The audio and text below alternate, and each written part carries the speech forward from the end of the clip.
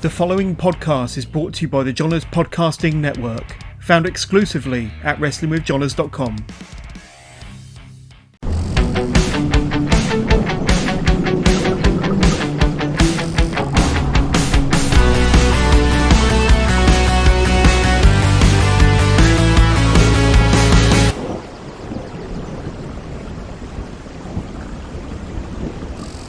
But I'm sure G-Money fans out there will be urging you to be part of that tournament. Hopefully, you won't have to go through so many hurdles just to get there this time.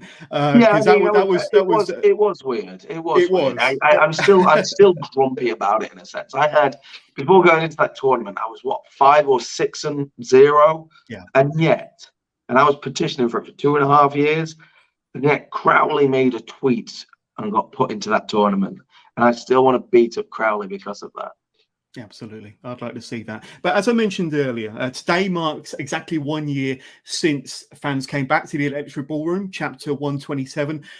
You kicked off that, as we said, with your wonderful spaceman costume, your astronaut. Yeah. But the previous year, you were part of the very last Peckham Era show in this main event, your first World Championship bite of the cherry against then champion Cara Noir.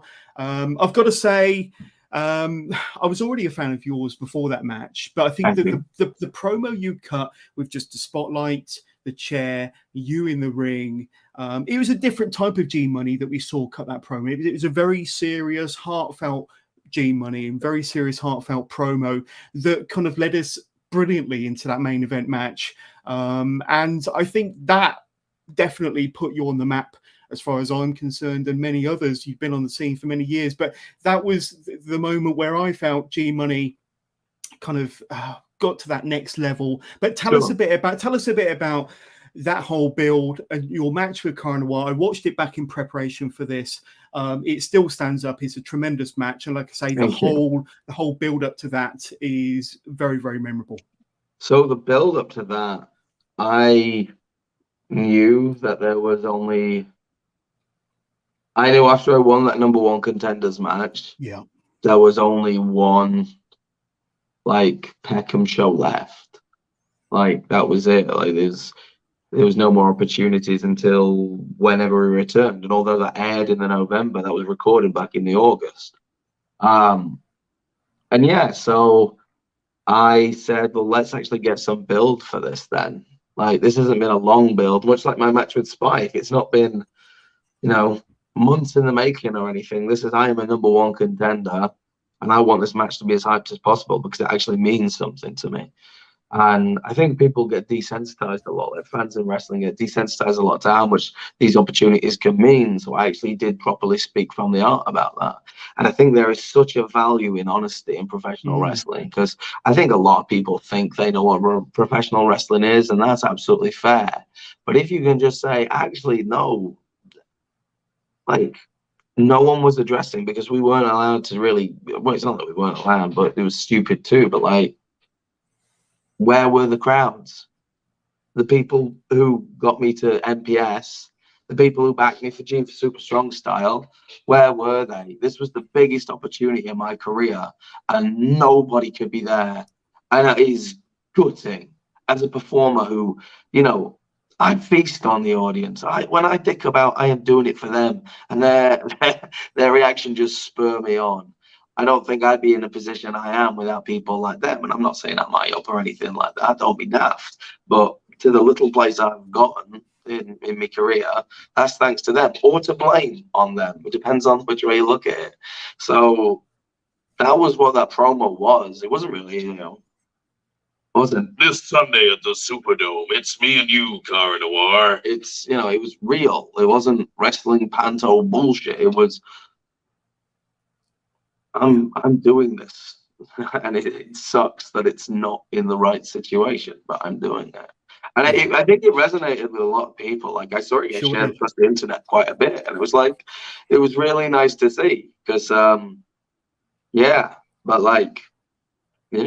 It showed that you did have a serious side to you, and I think I'm a human being. I have feelings. Yeah, absolutely. And tell us a bit about that match, because I don't know whether you'd faced Tom or Cara previously. I don't think you faced him since.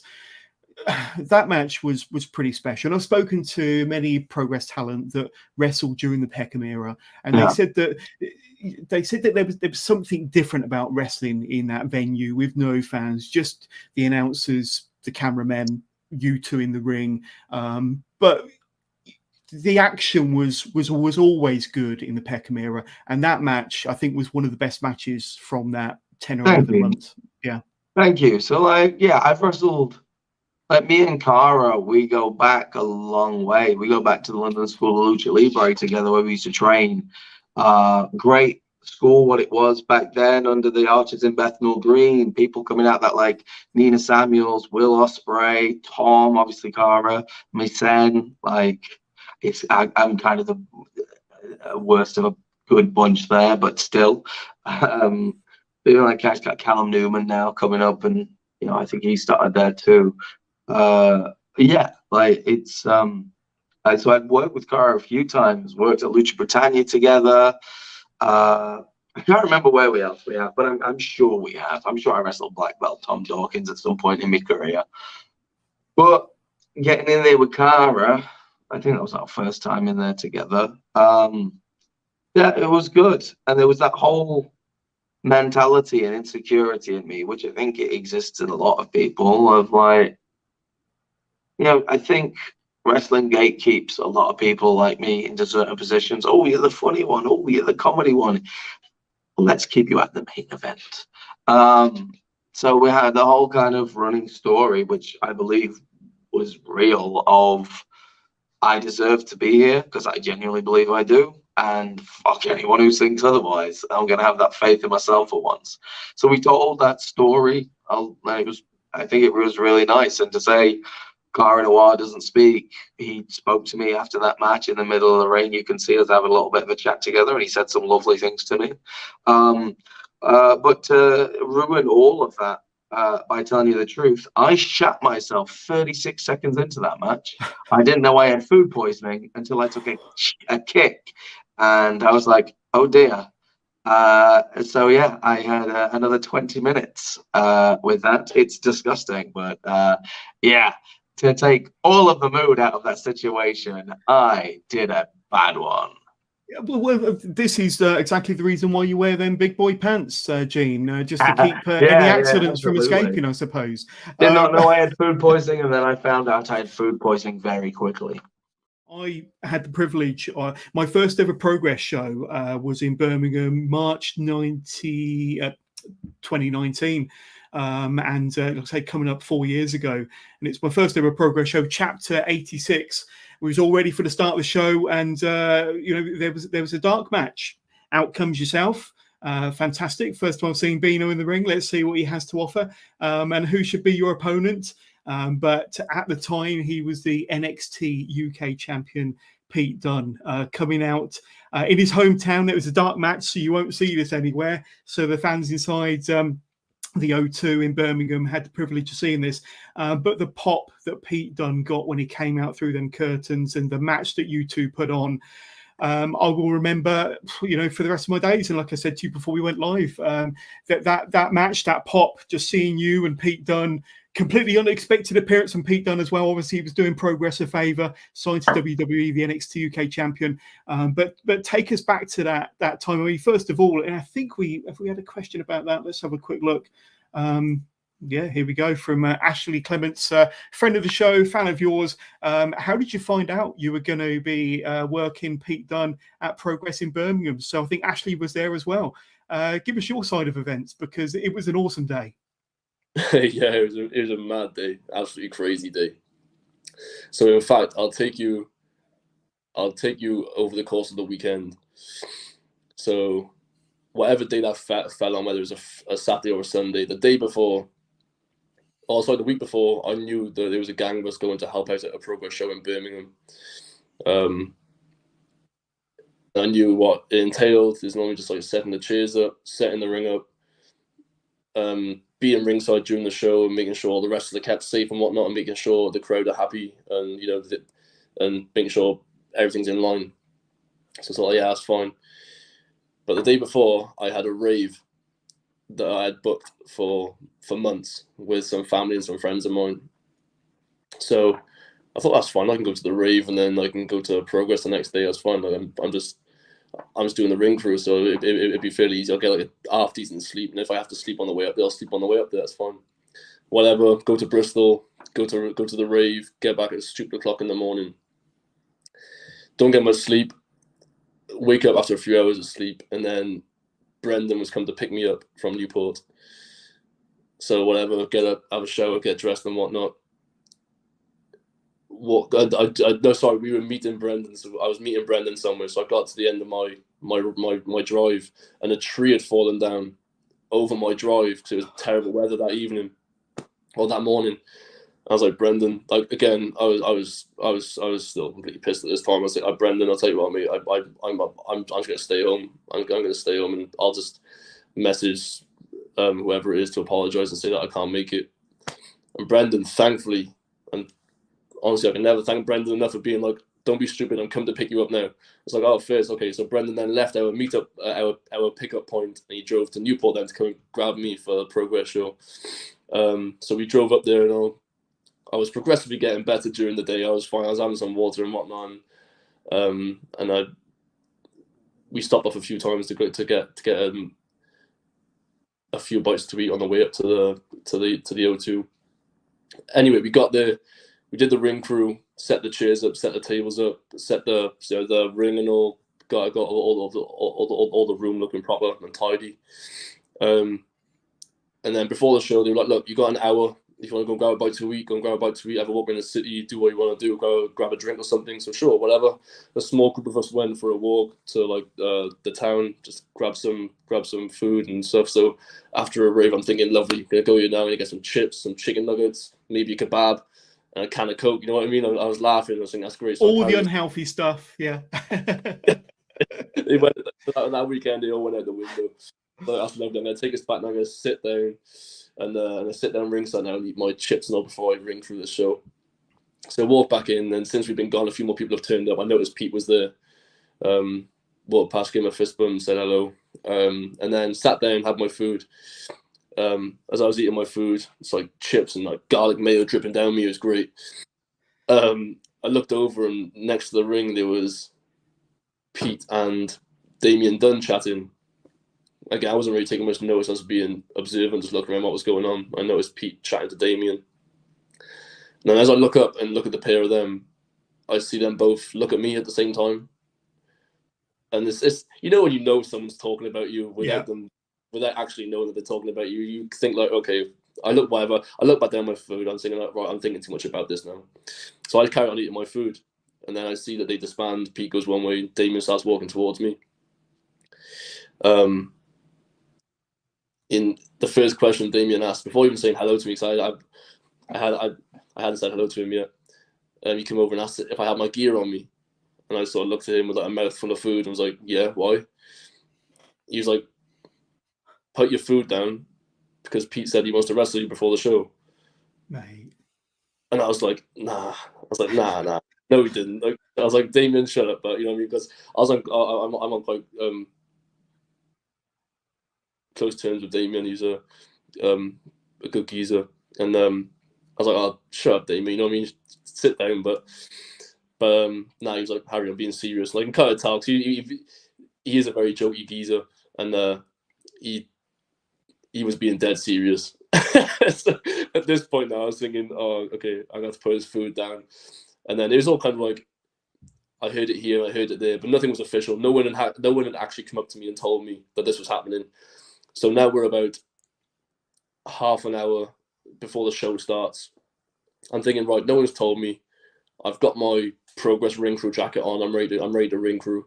I thought it was just like him taking a piss. I thought nothing of it, whatever. So before the show starts, I pop to the toilet. I'm thinking like, that's weird that was said. That's really odd that he came up to me and say something like that. Whatever. As I leave the toilet, one of the other ring crew boys are walking towards me, and he said, "It's happening." And I looked at him at the same time. I was like, "What is happening?" He's like, "Yeah, it's happening. Get your gear." I was like, "Mate, the show starts in like half an hour." So Brendan was like, "Right, I'm going to go and get your gear." So Brendan sprinted all the way to the car park that was like 10, 15 minutes away to grab my suitcase, bring my suitcase back. I got taken backstage to have a chat with Pete about the match and whatnot. And yeah, from there we probably had about 20 minutes. Literally, I got suited and booted and ready to go, and yeah, and then the fridge door opened. Unbelievable. And as I said, just being a spectator, like I say, it was completely unexpected to see Pete Dunne come through them curtains. When his music started, the place just erupted. You would have been in the ring by that point. You must have had some pretty big goosebumps on your arms when Pete Dunne's music started, and that pop. Yeah. I'll never forget that pop for as long as I live. Yeah, it was crazy. I remember being stood in the corner of the ring, and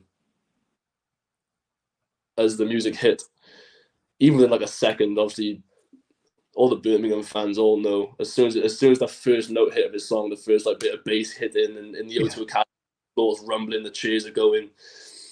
And I remember Brendan was like ring crewing on my corner of the ring, so he was on like my ring post, about 3 or 4 yards away. And as that happened, I normally keep my character pretty well, but I broke.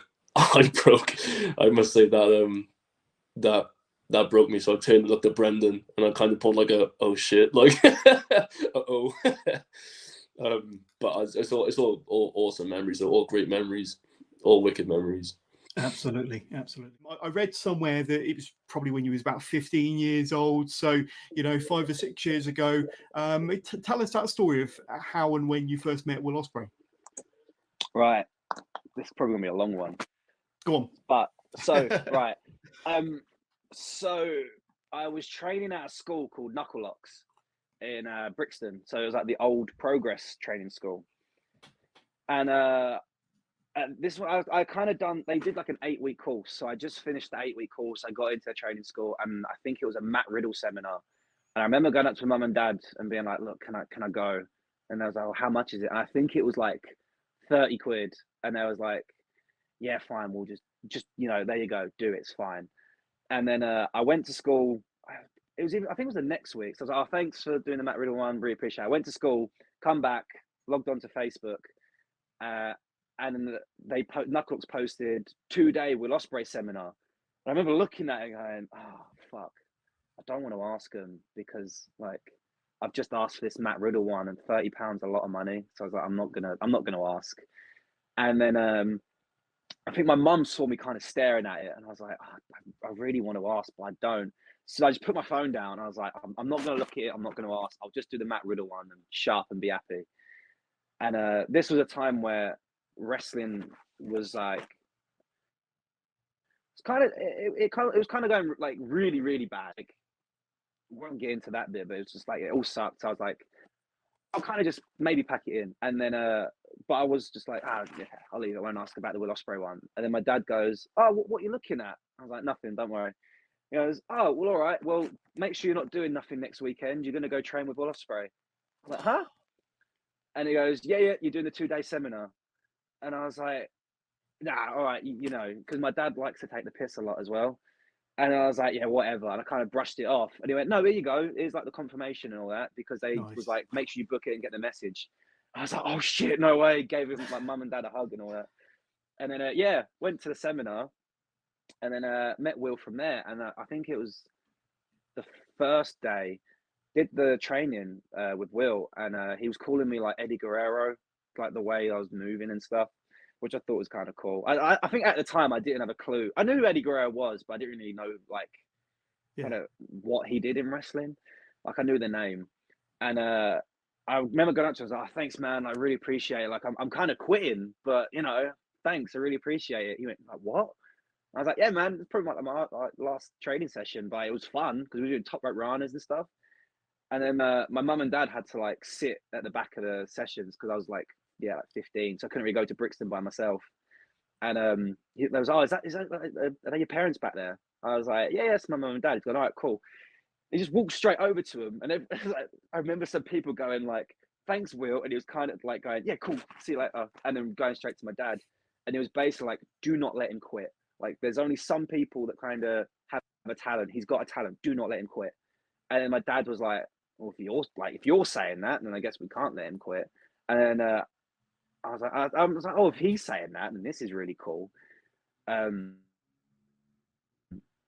then we went to the one the next day, and then I think we was doing more like top rope runners and stuff. And then he come up to literally like, do not quit. And then he pushed me to go to the London School of Lucha Libre. And then from there, that's where he kind of really took me under his wing and was like, right, I'm going to help you now. So yeah, That's incredible. The story of meeting our William. So if my mum and dad incredible. didn't have that surprise, yeah. Well, like I say, we might not be speaking to Callum Newman here in 2023, but and another competitor that you obviously proved that you were more than worthy to be in the ring with. And we got to talk about Pac. And I think it's nearly a year to the day when you faced him for the AEW All Atlantic Championship. And of course, earlier that day, you won a scramble match to earn that right to face Pac. But I mean, a lot of people I've spoken to and a lot of the write-ups and reports about that match saying that that's easily inside their, top 5, top 10 matches of the entire 2022. And that match was incredible. It was brutal. I think you even took a top rope brainbuster just before he hit the Black Arrow, which looked brutal, my friends. But I mean, that day and that match, that experience, tell us about it. So I only really found out a day or two before what was going to happen and stuff. So it's real I knew the scramble and one person from the scramble would advance to face him for the belt. A couple of days before, I found out it'd be me, and I was like, oh shit, wow, this is a big deal now. Just the dream match, level stuff, from watching him and Noir to watching him PWG to watching him in NXT and then on WWE TV when I was 15.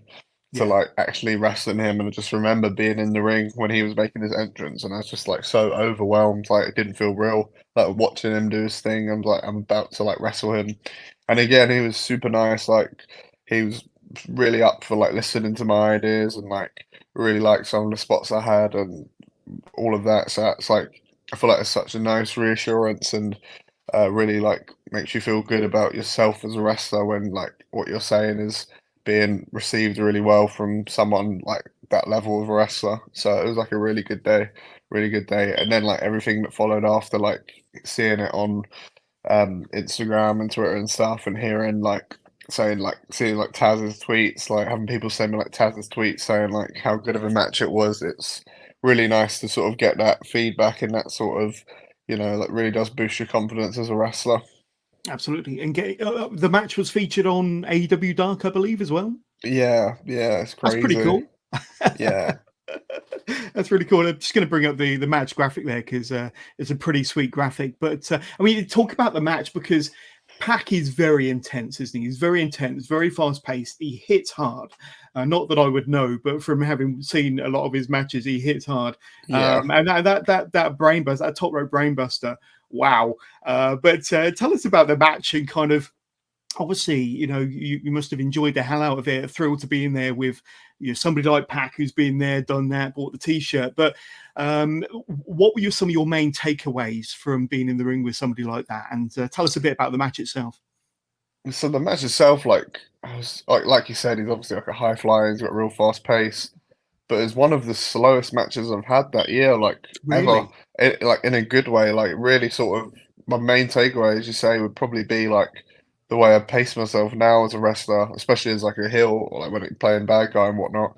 The way I conduct myself and carry myself around the ring, it really sort of taught me to be slow and take my time with everything. And then on the flip side, when I was in there and I'm the babyface taking the beat down, it really taught me to really sell more. It sounds like such a simple, basic thing that you hear a lot, but it really does those experiences and just listening to him and following his lead. It really ups my game as a wrestler. And there's a lot of cool spots as well as it for having some sort of a story. So it was just a spot fest, but had some nice moments in and stuff. We had a couple spots where I would do he went for the 450 and missed, and then I hit the 450, and then I went for a moonsault dive and missed, and then he hit something else.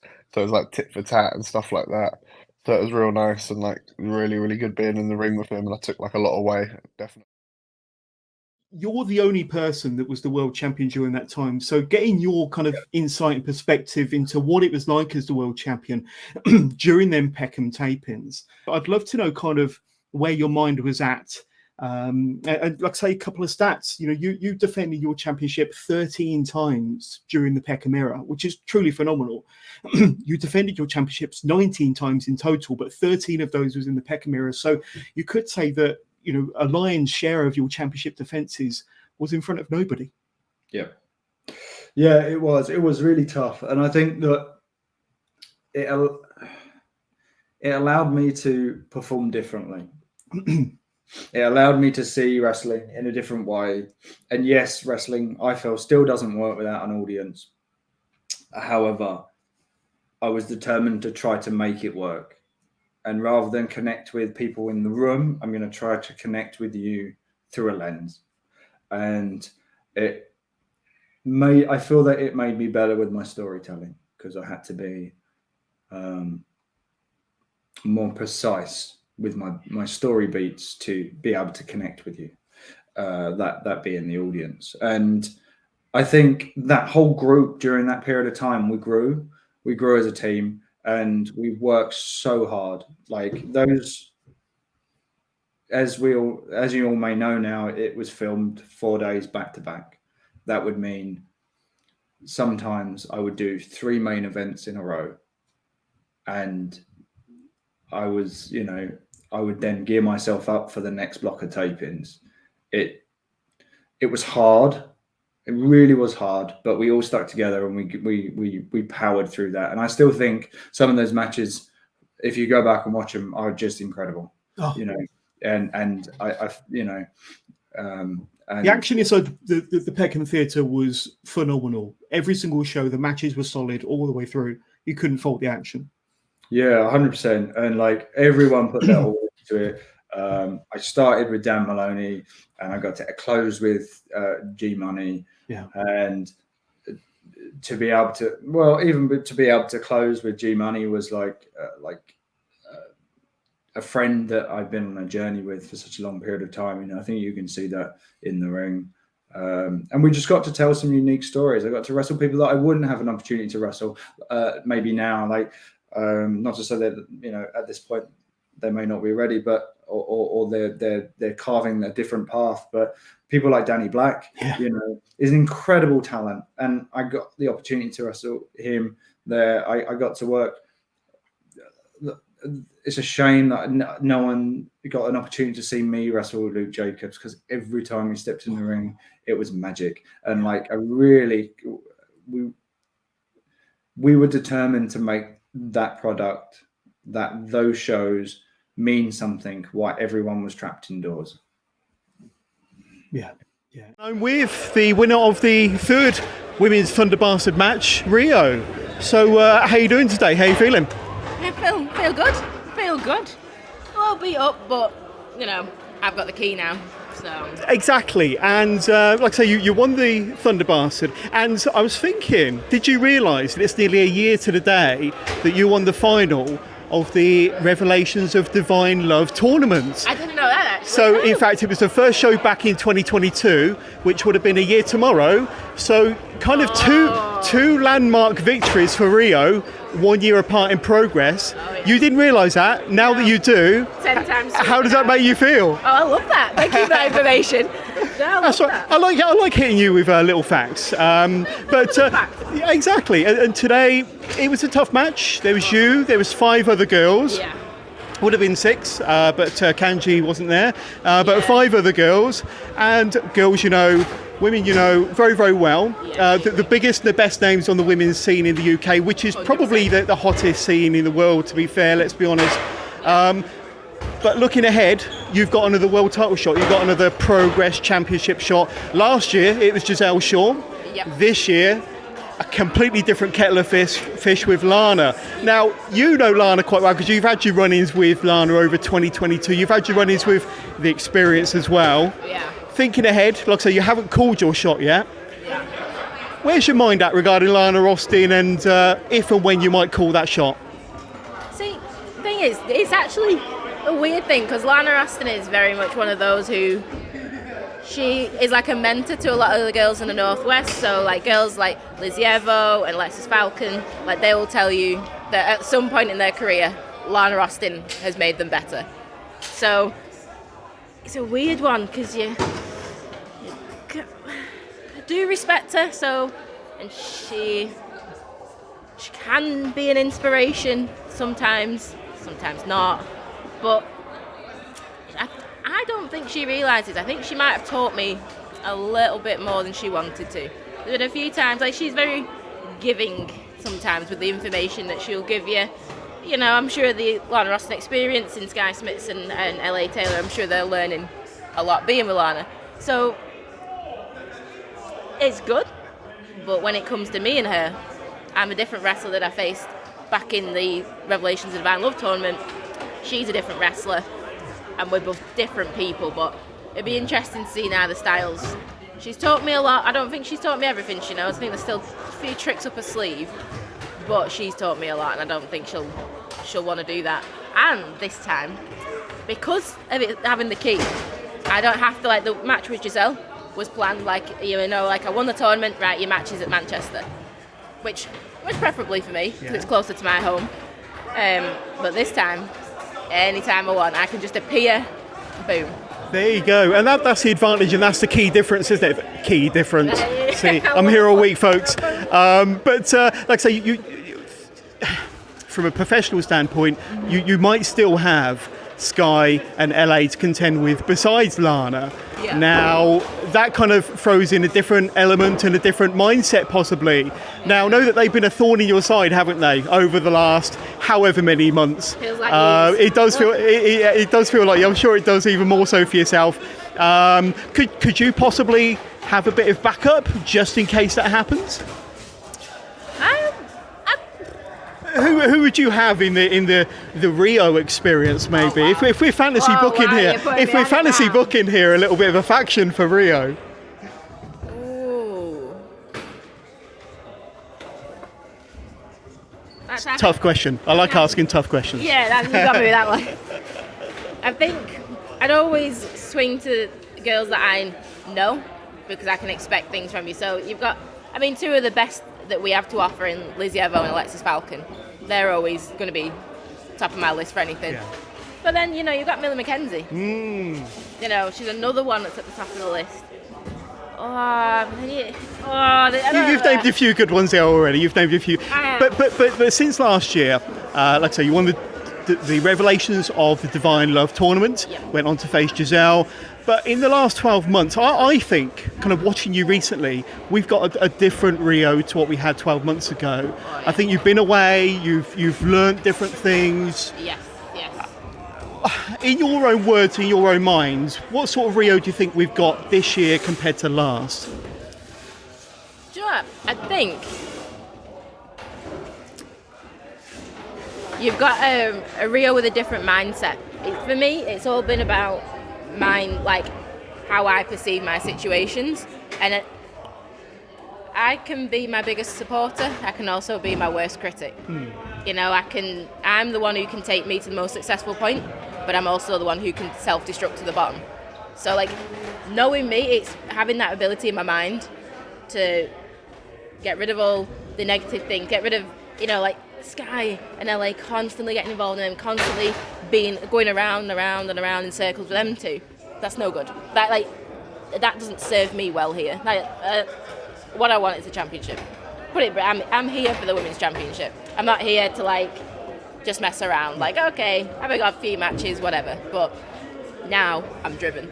A more focused Rhio, I think. Yes, a more focused Rhio, and like I've reflected over the past few months and stuff about, you know, things I've done where I've maybe gone wrong, and like obviously especially when I wrestled Giselle. So won the tournament, had the momentum, I was on the high, and then wrestled Giselle and I just again went from being literally cloud 9, the highest I can, to rock bottom, losing to Giselle. So it's learning how to not let that backtrack me further. So I'm at this position again now. I've won the tournament.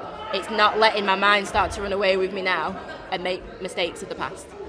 So it is, for me, it's a mindset. Myself, I've not posted it on social media or anything like that, But in my own head, it's all right to say, but in my own head, 2023, I'm going to be different. Every Progress show, I'm going to be different. And people are like, oh yeah, whatever, you're saying things for sake of saying it. I'm not. I will look at each match I do, and I'm going to change things. Because this is the year that I'm not, like, I'm getting sick of being caught in like silly arguments. I can't keep doing that. It's just not good for me. So this is the year I'm focusing, and to put it blankly, you either move or be moved. Like, I have not got time for people being in my way this year. I've just not got the patience. So maybe a less patient Rhio in the mindset situation. That's not necessarily a bad thing. Like I say, it can get things done. And what you want is to be the Progress Women's World Champion. And, now the banging's getting louder, but you have the key. Congratulations on winning the Thunder Bastard. Thank you and like I say, much. a year to the day, pretty much, to when you won that tournament last year. A more focused, driven, less patient Rhio. Yeah. I think 2023 is going to be your year. I feel it as well. I think it is. There we go. I'm going to stay driven. Rhio, thank you very much for your time, and like I say, we watch your progress in progress very, very closely. Yes, you can. And like I say, we can't wait to see what happens next, and when you might cash in that key. It's going to be very interesting. Well, but we'll see. Thank you for your time. Thank you. Thank you. I've got to get your opinion on a personal level, and I know that after the show, I think it was unboxing, and Spike had a World Championship match with Big Damo. But one of the highlights of the night for me was this here, and you got two big hosses there having a bit of a stare down.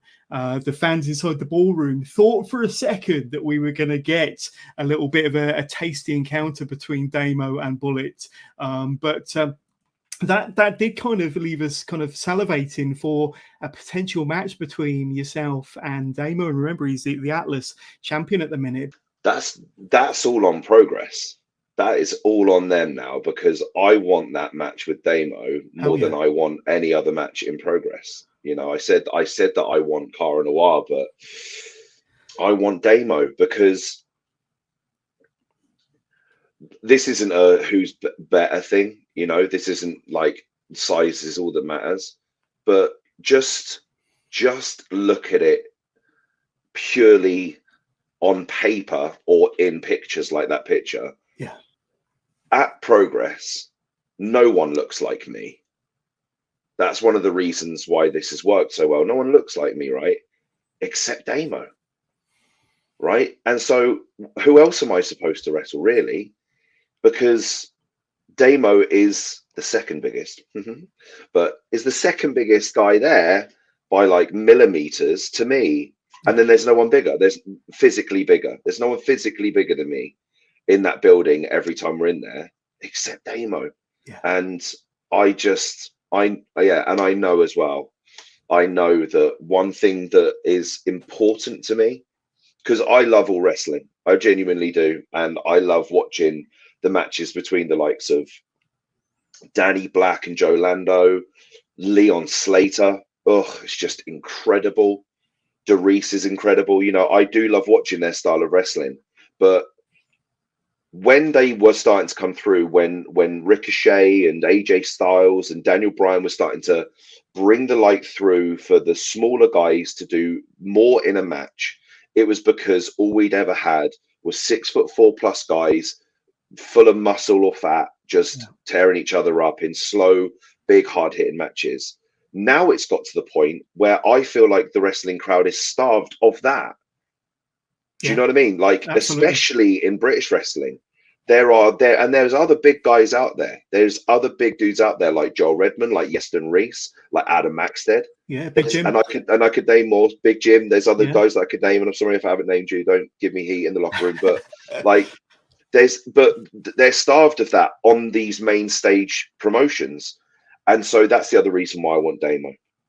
Absolutely. Like I want, you said about salivating, me too, because I just want to show, especially a Progress audience, that the heavyweights aren't gone. They're just forgotten. And you need to be reminded that this is what it looks like when two guys who could kick anyone's ass, especially yours, not you, John, but the fans. Hey. I don't want to get on your wrong side. The fans. I mean, you know, yeah, 100%. There's some fans that get behind some wrestlers because they think they're the same as them. They're not. You know, the wrestlers that are built like you aren't like you. They're athletes. They just are a similar size to you. But you used to watch wrestling, and it would be these superhuman people that you'd watch, and that's what would be thrilling and exciting about it. And that's what me and Damo will bring. And that's that. I need it. Progress management, if you're watching, make it happen. So I've got a couple more pictures just to get us to our next point, and that is Defiant. And I think where a lot of people kind of know you from, or where you really started to get on people's radars, Lizzy, was Defiant. And obviously there's some graphics there from you against LDM, of course, slapping the chops off of Kanji there. She was obviously the champion at the time, yourself as the Defiant champion, and like I say, back then as Lizzy Styles, and you had a tremendous time with Defiant as the champion, and a series of matches with Lana Austin I think will probably go down in Defiant history. I mean, I've got a list of some of the matches here that you had with her, but let's see if I can get my place here. But I mean, tell us a bit about your memories of working for Defiant, because I think a lot of people have very fond memories of when it was WCPW and then it changed to Defiant. But what are your memories of working for Defiant back in them days? And like I say, you had a lot of success as well. Yeah. How it came about was I happened to be backstage at a World of Sport show when they were on tour. Right. I think it was in Leeds or Hull, but the promoter of Defiant was there, and I'd never been to a Defiant show before. I'd watched it on the internet and stuff, but I'd never been to one live, so I didn't know who the promoter was, stuff like that. So when it came to me, and he was like, "Oh, I'm Dan. His name's Dan, and I love Dan. I'm so grateful to him because, you know, no one really took a chance on me then, and he did. He gave me a big platform, and he gave me a really good story to tell. You know, and he knew my character. He knew where I wanted to take my character, and he gave me some input, but he let me do my thing, and I'll always be grateful to him for that. That was really good, fun working for Defiant. But when he said to me, Rampage had put me forward, and I was like, you know, at the time I think I was only I could have been 18 or 19 maybe. I'm not sure, but at the time I was like, I was watching these lads like Rampage on shows, so for me to hear that people like Rampage are putting me forward for Defiant, I'm like, nah, come on, if these people are doing that for me, then I need to stop fucking putting doubt in my own head, and I need to stop letting negativity consume me. I need to stop letting negative and bitter people around me soak the energy out of me. I need to stop it, and I need to get the fuck out of that mindset. I need to stop feeling sorry for myself and get out there and go get it. And the Defiant days for me are the ones that stand out the most, because that was the hardest time in my life when I was wrestling for them. Yeah. And I get that emotional talking about it now. And it's just because I was at a low point. Like, I'm sorry. No, I was at all right. a really low point. Yeah. With everything, wrestling, life, relationships, just everything. And I was just ready to quit. I was going. Yeah. I just wanted a normal life. Go make money, go start a family. I don't know. I was getting tired of being tired. So was you ready to jack wrestling in then at that point? Was you ready to give it all in? Yeah. I was, yeah. It was I was just having a shit time, and I didn't realize at the time, but my energy that I was putting out there was so low vibrational wise, and it was just manifesting itself back to me in more ways that were worse. And I was just in a rut. Like, I weren't getting many bookings, you know, my luck was terrible. I knew I needed to change something, and I couldn't pinpoint what it was. I was seeing comments like, she needs to change her hair color, she needs to get new wrestling gear, she needs to do this, and they didn't bother me because I've never been one to give two fucks what people think about me. Yeah. But I knew in myself that something needed to change. So for someone else to point out some things about me that they thought I should change, I was like, okay, maybe that is some things I need to change. So fucking lo and behold, lockdown came after the Defiant run. And, you know, we got bad news that Defiant wouldn't run again. And it was shit because, you know, I was on a run there. I was doing really well. I've still got the title in the living room. My mum's got it on the shelf. Have you really? Yeah. It was because I'll tell you, before I finish, someone reached out to me to fill a spot at What Culture before it was Defiant. And I couldn't do the show, and I was trying my best to get it because I really wanted to work for them. And it fell through. Someone else took the spot, and I missed that. And I was fucking devastated. And at that time, I wasn't positively thinking about anything. I wasn't thinking that time it'll come back. But now I look back, I'm glad someone took that spot because Defiant got to see fresh Lizzy Styles. Yes.